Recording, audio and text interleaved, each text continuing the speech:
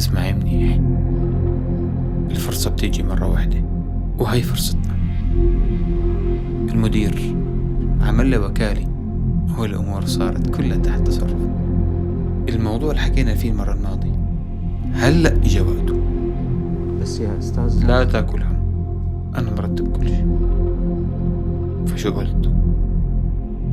اتفقنا. ما بدي أخوف، خلينا نروح مكان بعيد وأنا بفهمك كل شيء.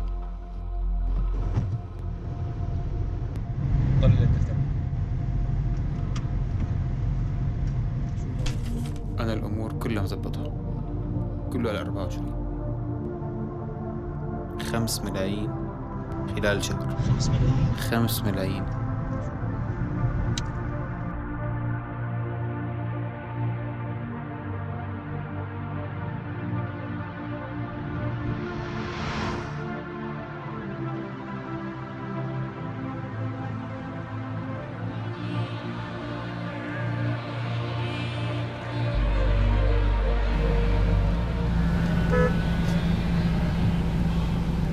يعطيك العافية.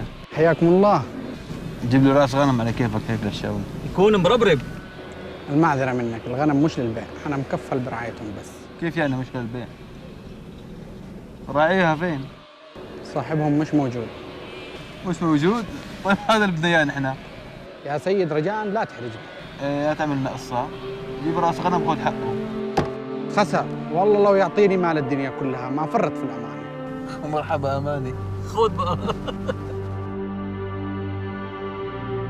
كل أكل الذئب. لا ذئبين. إذا رب الغنم مش موجود رب السماوات موجود وشاهد وحاضر. امشي امشي يا عم.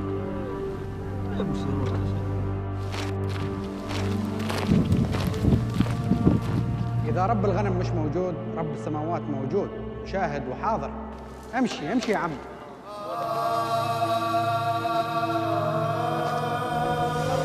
معقول هالراعي البسيط عنده أمانة أكثر مني؟